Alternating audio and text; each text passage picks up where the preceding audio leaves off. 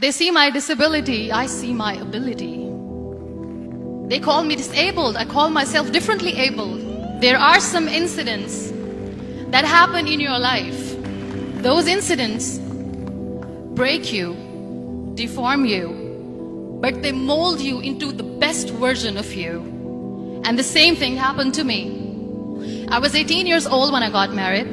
My father wanted me to get married. And all I said was, if that makes you happy, I'll say yes. And of course, it was never a happy marriage.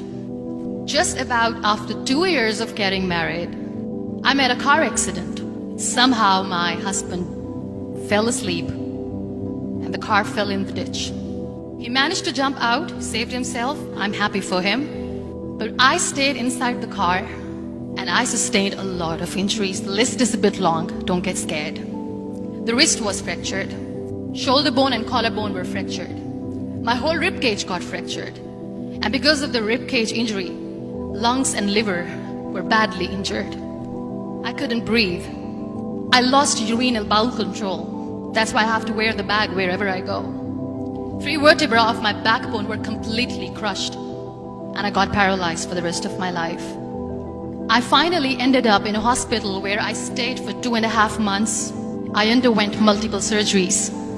One day, doctor came to me and he said, well, I heard that you wanted to be an artist, but you ended up being a housewife. I have a bad news for you. You won't be able to paint again because your wrist and your arm are so deformed, you won't be able to hold a pen again. Next day, doctor came to me and said, your spine injury is so bad, you won't be able to walk again. Because of your spine injury and the fixation that you have in your back, you won't be able to give birth to a child again. That day, I was devastated.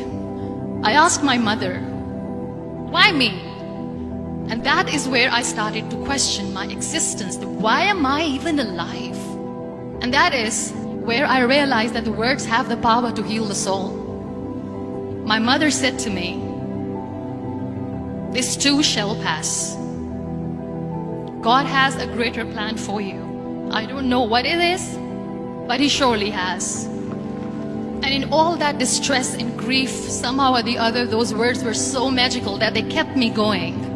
One day I asked my brothers, I know I have a deformed hand, but I'm tired of looking at these white walls in the hospital and wearing these white scrubs. I'm getting tired of this. I want to add more colors to my life. I want to do something. Bring me some colors, bring me some small canvas. I want to paint. So the very first painting I made was on my deathbed, where I painted for the very first time. It was not just an art piece or just my passion. It was my therapy. And then I was discharged and I went back home. And I went back home and I realized that I have developed a lot of pressure ulcers on my back and on my hip bone. I was unable to sit. There were a lot of infections in my body, a lot of allergies. So doctors wanted me to lie down on the bed straight for not 6 months, for not 1 year, for 2 years. I was bedridden, confined in that one room, looking outside the window, listening to the birds chirping and thinking maybe there will be a time when we'll be going out with the family and enjoying the nature. That was the time where I realized how lucky people are.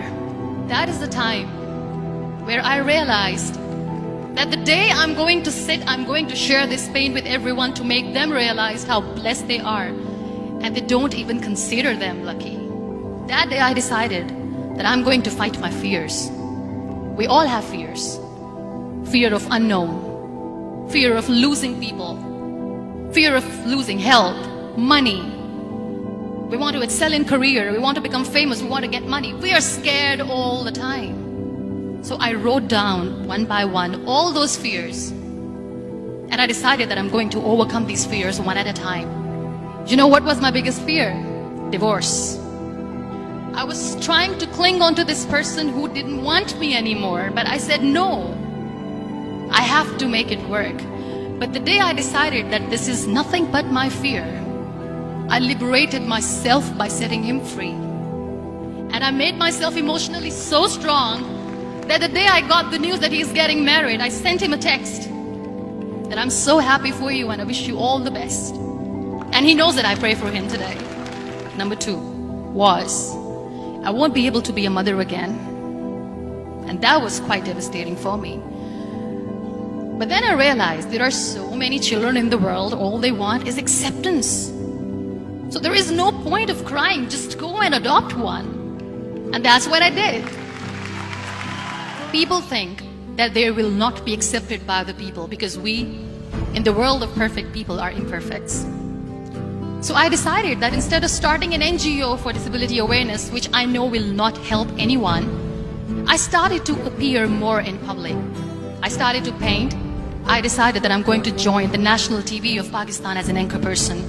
And I've been doing a lot of shows for the last 3 years.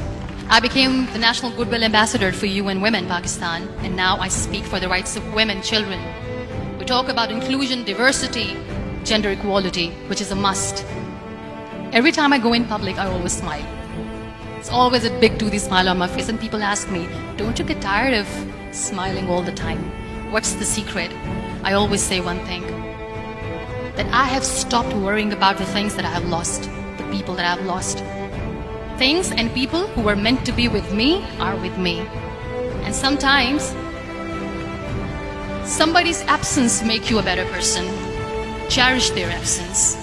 It's always a blessing in disguise. Live your life fully.